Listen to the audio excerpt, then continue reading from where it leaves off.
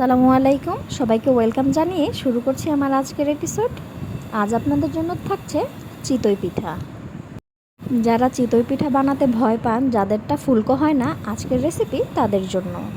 কিভাবে এরকম সুন্দর সুন্দর ফুলকো চিতই পিঠা বাড়িতে বানাতে পারবেন, সেই রেসিপিটাই আজকে আপনাদের সাথে শেয়ার করব। আজকের এই চিতই পিঠা রেসিপিতে আমি অনেকগুলো টিপস শেয়ার করেছি আপনাদের সাথে।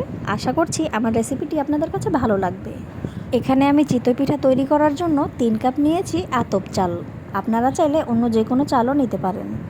তারপর এর মধ্যে দিয়ে দিচ্ছি পরিষ্কার পানি, আর এই পরিষ্কার পানি দিয়ে চালগুলোকে ভালো করে ওয়াশ করে নিতে হবে। চালগুলো পরিষ্কার করে ধোয়া হয়ে গেছে।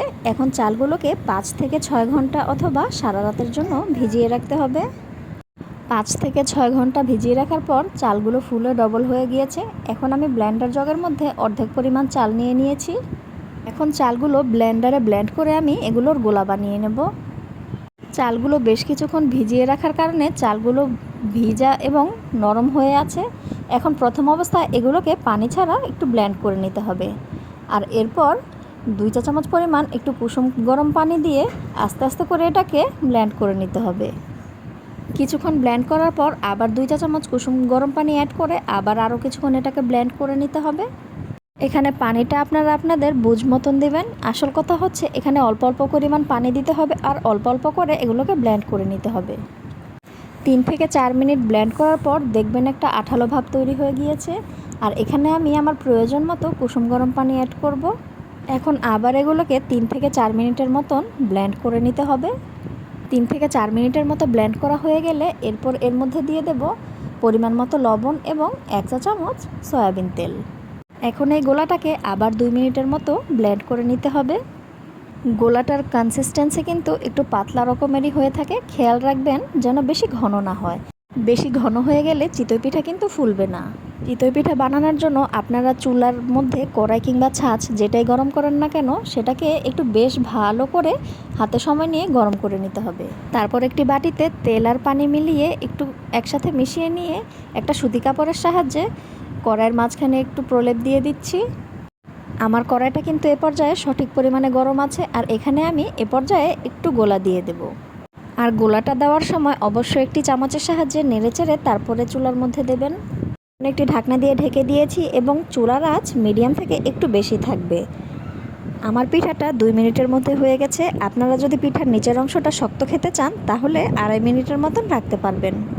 তো দেখতেই পাচ্ছেন আমার পিঠাটা কত সুন্দর করে ফুলে উঠেছে। আমি এখানে কোনো বেকিং পাউডার কিংবা ভাত ব্যবহার করিনি। এগুলো ছাড়াই আমার পিঠাটা খুব পারফেক্ট হয়েছে। আপনারা যদি আমার এই পদ্ধতি ফলো করে এইভাবে চিতই পিঠা বানান তাহলে ইনশাল্লাহ আপনাদের পিঠাগুলো খুব সুন্দর করে ফুলবে। এখন কড়াইটিকে একটি সুতি কাপড়ের সাহায্যে মুছে নিলাম। আর এই পর্যায়ে আমি আরও 1 চা চামচ গোলা দিয়ে দিলাম।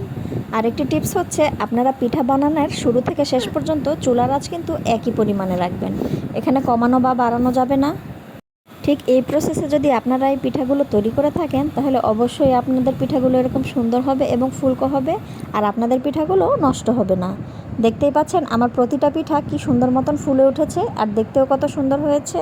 কোনো প্রকার বেকিং পাউডার কিংবা ভাত ছাড়াই পিঠা যে খুব অসম্ভব সুন্দরভাবে তৈরি করা যায় তা আমার ভিডিওটি দেখে নিশ্চয়ই বুঝতে পেরেছেন। আমার ভিডিওতে দেওয়া টিপস অ্যান্ড ট্রিক্সগুলো ফলো করে চিতই পিঠা বানালে চিতই পিঠা বানানো একদম পানির মতন ইজি মনে হবে। আর বাসায় বসেই খুব সুন্দর করে আপনারা এরকম পদ্ধতিতে তৈরি করে নিতে পারবেন। আমার পিঠাগুলো এ পর্যায়ে ঠান্ডা হয়ে গিয়েছে। আমি একটা পিঠা ছিঁড়ে আপনাদেরকে দেখিয়ে দিচ্ছি। দেখতেই পাচ্ছেন মাশাআল্লাহ কতটা সুন্দর এবং পারফেক্ট হয়েছে আমার চিতই পিঠাটা। এরকম সুন্দর চিতই পিঠা বানিয়ে ভর্তা, গরুর মাংস কিংবা গুড়ের সাথে পরিবেশন করতে পারেন এবং আপনাদের ফ্যামিলির সবাই কাছে আপনি হয়ে উঠতে পারেন সবার প্রশংসায় পঞ্চমুখ। ভালো লাগলে অবশ্যই আমার চ্যানেলটিকে সাবস্ক্রাইব করবেন আর লাইক, কমেন্ট, শেয়ার করতে ভুলবেন না।